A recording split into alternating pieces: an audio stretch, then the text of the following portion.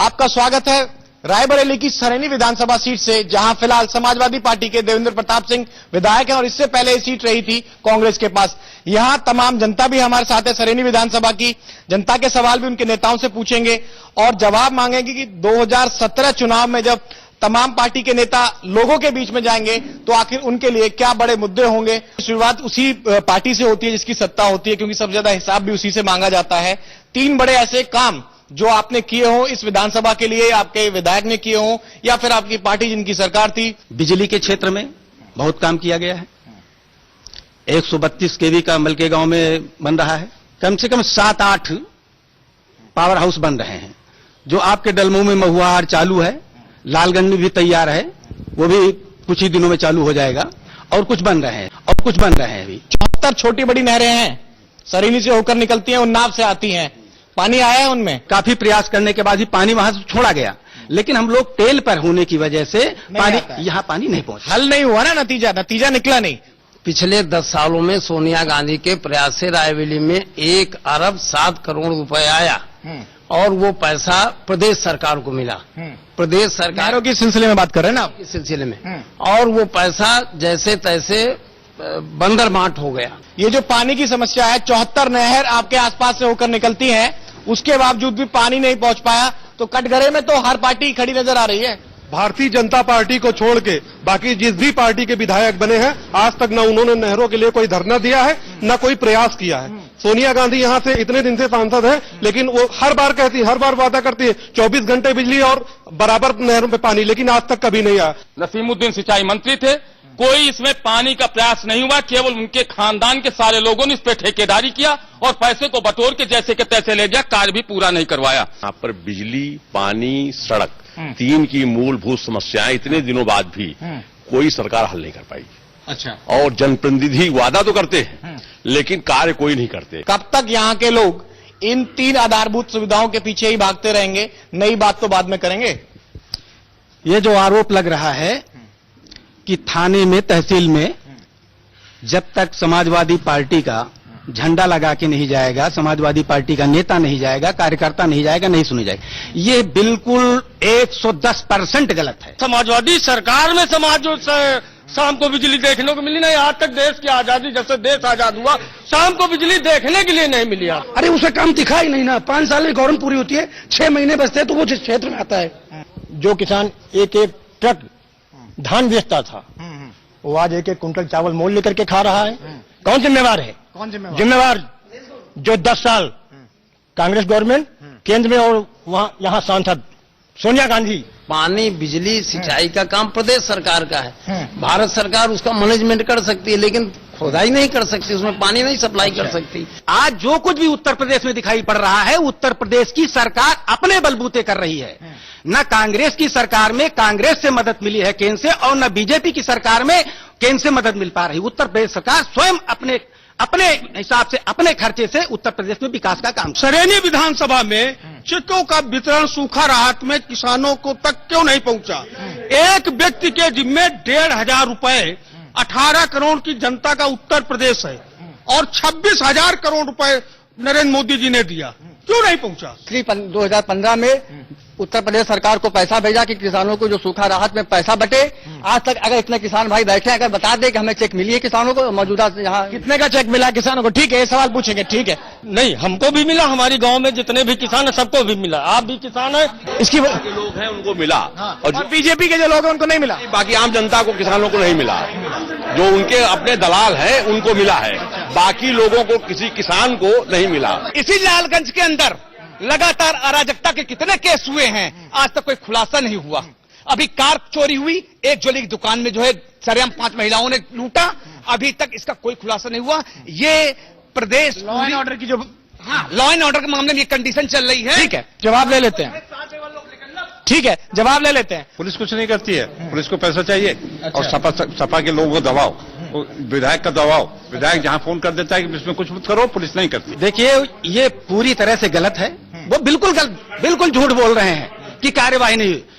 जिन 2 केसों की वो बात करते हैं, दोनों में FIR हुई, दोनों में मुकदमा लिखा गया। वस्तु स्थिति ये है कि उत्तर प्रदेश के अंदर जब बड़ी बड़ी हेडिंगों में रोज अखबार में निकलता है कि यहाँ पे पुलिस मारे गए, यहाँ पर ये कानून व्यवस्था भंग है, यहाँ इसके डिबेट का कोई मतलब नहीं, पूरा उत्तर प्रदेश जल रहा है। ये सुप्रीमो प्राइम मिनिस्टर थी, नहरों में आज तक पानी नहीं आया, डीएपी और यूरिया के लिए किसान लाठी खाते रहे, तब ये कहां थे? मैं आपसे पूछना चाहता हूं, सुप्रीमो प्राइम मिनिस्टर थी, उस समय हमारे किसान लाइन लगा रहे थे यूरिया के लिए और डीएपी के लिए। जो भी यहाँ पर केंद्र से धन आया और जो भी राज्य सरकार का धन था, उसको सपाइयों ने, कांग्रेसियों ने लूट लिया। उन्हीं के सब ठेकेदार थे, धरातल पर कुछ भी नहीं आ पाया। आज भी रायबरेली जिला उत्तर प्रदेश के सर्वाधिक 4 पिछड़े जिलों में है। यही मुद्दा रहेगा आपका, ठीक है? हमारे लिए सबसे बड़ा मुद्दा विकास है। विकास कांग्रेस ने किया, कांग्रेस आगे करेगी, कांग्रेस जीतेगी। पूरे उत्तर प्रदेश में विकास के मुद्दे पे चुनाव लड़ेंगे, ठीक है? मेरा मुद्दा विकास का होगा। ठीक है, तो हर पार्टी का जो मुद्दा है, कम से कम सरेनी विधानसभा के जो नेता हमारे साथ थे, उनका कहना है कि विकास के मुद्दे पर यहां का चुनाव लड़ा जाएगा और अब इसका फैसला जनता को करना है कि किस विकास पर वो भरोसा जताएंगे और किस विकास की वो पोल खोलेंगे।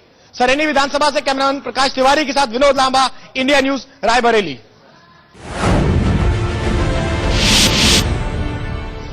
किस्सा कुर्सी का सीएम कौन? नमस्कार, मैं हूं आपके साथ विनोद लांबा। रायबरेली की ऊंचाहार विधानसभा सीट से आज जनता के सवाल रखेंगे उनके नेताओं के सामने। ये सीट फिलहाल समाजवादी पार्टी के पास है, जहां से मनोज कुमार पांडे जी विधायक हैं और इस अखिलेश सरकार में मंत्री भी रहे थे। इससे पहले ये सीट कांग्रेस के पास रही थी और 2017 में किन मुद्दों के साथ ऊंचाहार विधानसभा के जो लोग हैं वोट डालेंगे, उसका जांच और पड़ताल करेंगे। इन लोगों से सवाल भी पूछेंगे और नेताओं से भी बात करेंगे। सबसे पहले पैनल से आपको इंट्रोड्यूस करा देते हैं। पूर्व मंत्री हैं और विधायक है मौजूदा हमारे साथ मनोज कुमार पांडे जी, आपका स्वागत है शो पे। बीजेपी से ब्रजेश सिंह जी हैं और कांग्रेस से राकेश सिंह राणा जी हैं। 4 साल का जो रिपोर्ट कार्ड है आपका ऊंचाहार विधानसभा के लिए, क्या वो तैयार है और क्या किया है आपने? 3 बड़े काम बताइए ताकि मैं जनता से सवाल ले सकूं और बाकी लोगों को भी इस बहस में शामिल कर सकूं। देखिए, मैं समझता हूं कि ऊंचाहार विधानसभा में आजादी के 69-70 साल बीत जाने के बाद सबसे अधिक काम इन 4.25 सालों में समाजवादी पार्टी की सरकार में हमारे विधायक रहने के बाद ये यहाँ पर हुए। जहां तक आप 3 कामों को पूछेंगे, ये ऊंचाहार विधानसभा 4 घंटे बिजली के लिए तरस रहा था। आज यहाँ की 4 लाख से 5 लाख की जनसंख्या ये अपने आप कह रही है कि 16 घंटे निर्विवाद बिजली देने का काम हमारी सरकार में और हमारे विधायक के कार्यकाल में हुआ। तो मैं माननीय विधायक जी को याद दिलाना चाहता हूं कि रोहनिया का पावर हाउस और गदागंज का पावर हाउस आदरणीय सोनिया गांधी जी के सहयोग से पावर ग्रिड के माध्यम से लगवाया गया। हम कहेंगे अपने साथी से अपनी जानकारी अच्छी कर लें और हंसी के पात्र न बने। न गदागंज में कोई पावर हाउस था, न रोहनिया में कोई पावर हाउस था। अब पावर हाउस को कहती है ट्रांसफार्मर समझ रहे हैं, तो इनकी ये बड़ी नादानी है। पावर हाउस 132/11 का होता है, जिसकी कीमत लगभग 9 करोड़ रुपए होती है। जो बिजली की व्यवस्था है ऊंचाहार विधानसभा में, 4 से 5 घंटे ये बिजली आती है और लुका छिपी का खेल खेल रही है बिजली। इनके शासनकाल में गुंडागर्दी, अराजकता, भ्रष्टाचार, बलात्कार, दलाली, थानों में ऊंचाहार विधानसभा के जितने भी थाने हैं, जातिगत तरीके से यहाँ पे जो है एसओ रखे जाते हैं, कोतवाल रखे जाते हैं, सिपाही रखे जाते हैं। जो आरोप लग रहे हैं कि प्रतिनिधि हैं इनके, ये प्रतिनिधि हैं इनके, और जो थानों में चौकी में गुंडाई चलती है, उसमें कितनी सच्चाई है? 100% सच्चाई है उसमें। कैसे?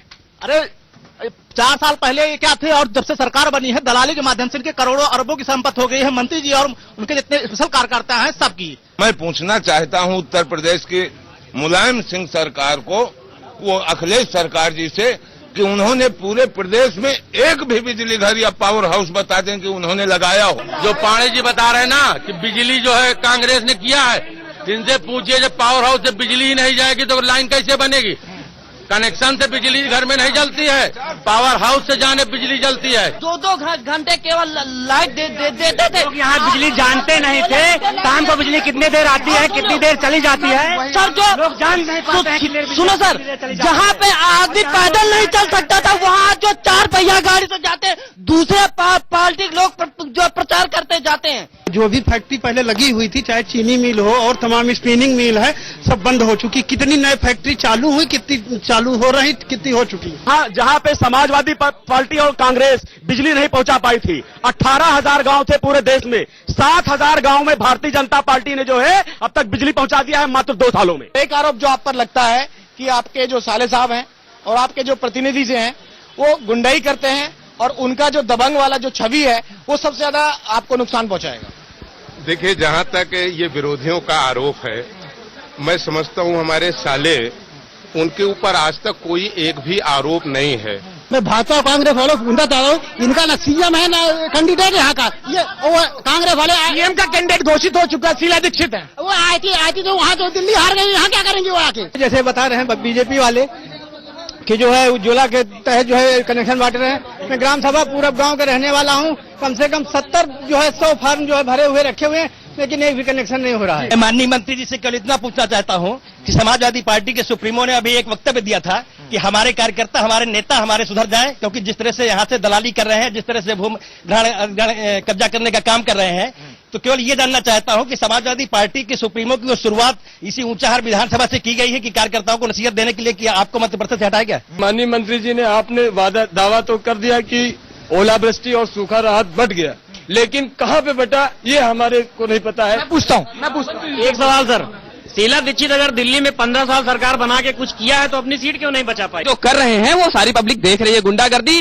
थानों में हो रही है, जगह जगह दलाली चल रही है। जो बता रहे हैं कि जो पैसा बढ़ गया मुआवजा दलालों को सिर्फ मिला है, दलालों के माध्यम से मिला है। कोई भी यहाँ हायर एजुकेशन नहीं है, सब अपनी दुकान खोल के बैठे हुए हैं प्राइवेट, और कोई भी महिलाओं के लिए कोई आरक्षण वगैरह नहीं है।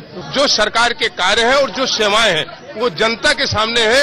आने वाले 2017 में यही जनता वह सही निर्णय देने का काम करेगी। ठीक है, ये जनता को डिसाइड करना है कि आखिर क्या निर्णय देना है, और सही निर्णय देने का जो हक है वो जनता के पास है और जनता इसे बखूबी अंजाम देगी। फिलहाल ऊंचाहार विधानसभा सीट से प्रकाश तिवारी के साथ विनोद लांबा, इंडिया न्यूज रायबरेली।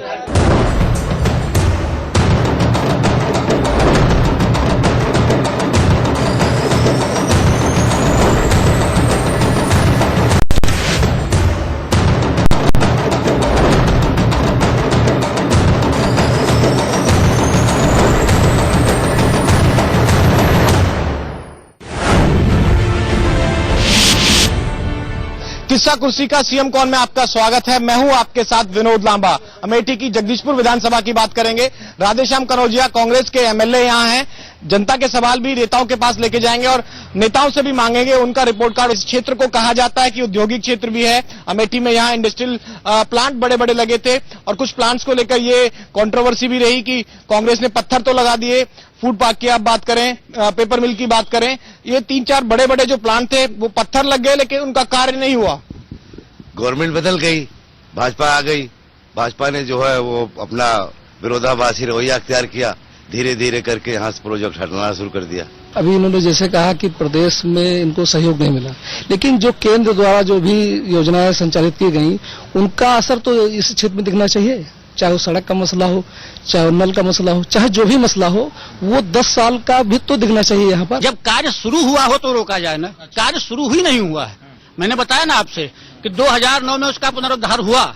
4 साल वो सांसद रहे, इनकी सरकार रही, क्या उस 4 साल में वो काम नहीं हो सकता था? इनके विधायक जी ने 2.5 न्याय पंचायत एक नई जुड़ी है, 4 साल हो गए, उसमें कई बार गए होंगे उस क्षेत्र में, और कौन सी सड़क उस क्षेत्र की दी है? एक पर्टिकुलर नेता या एक पर्टिकुलर परिवार काम नहीं कर रहा है तो आप लोग क्या कर रहे हैं? आप सत्ता की चाबी उस परिवार को इस विधानसभा के लोग क्यों सौंप देते हैं? इसका कोई जवाब देना चाहेगा मुझे? टाल ठोकेगी समाजवादी पार्टी। हाँ बिल्कुल, मैदान में खड़ी हुई है टाल ठोक के। आपकी सत्ता में आएगी और विधायक हमारा जीतेगा। ये जो हमारे इस विधानसभा के लोग हैं, ये बहुत यहाँ पर पढ़े लिखे लोग बहुत कम है और यहाँ पर लंबरदारी प्रथा बहुत पहले चली आ रही है। वो लंबरदार लोग जो झूठ बोल करके और पैसा बांट करके वोटरों को रिझा लेते हैं और उसमें जो है बिल्कुल सही है, बिल्कुल सही है। ये इलेक्शन जो जीता जा रहा है सिर्फ पैसे के बल पर, हर तरफ से गरीब ही मारा जाता है, वो चाहे भाजपा हो, चाहे कांग्रेस हो, चाहे सिपा हो। ये सड़क जो है वारिसगंज से सीधा थौरी गई है, जहाँ से कांग्रेसी नेता 25 साल से विधायक लगातार यहाँ, राहुल गांधी सांसद, तब भी हमारे यहाँ सड़कों की हाल है। लाइट 2 घंटे नहीं आती है, धान नहीं लग रहे हैं, किसी भी खेत में जाके आप देख सकते हैं। जो परिस्थितियां बनी है आज, ये गुंडा राज और भ्रष्टाचार के खिलाफ जो हम लड़ाई लड़ रहे हैं, इसके नाते पब्लिक हमारे साथ है और हम पूर्ण बहुमत बनाने चल रहे हैं। पब्लिक से ही पूछ लेते, पब्लिक साथ है क्या? कुछ बदलाव लग रहा है इस सीट पे? कुछ बदलाव लग रहा है कि इस सीट पे कुछ बदलाव होगा या एक ही परिवार को मिलती रहेगी? लग रहा है 27 सालों से यहाँ पर सरकार कांग्रेस की नहीं है, और यहाँ पर अगर इस उत्तर प्रदेश में कोई काम नहीं होता है तो उसमें कांग्रेस पार्टी का दोष कहाँ से आता है? महंगाई इतनी ज्यादा बढ़ गई, बताइए किसानों के लिए 150 रुपए किलो दाल मिल रही है अरहर की। बताइए किसान क्या करें, कैसे खाएं, अपनी रोजी रोटी कैसे जलाएं? यहाँ के सांसद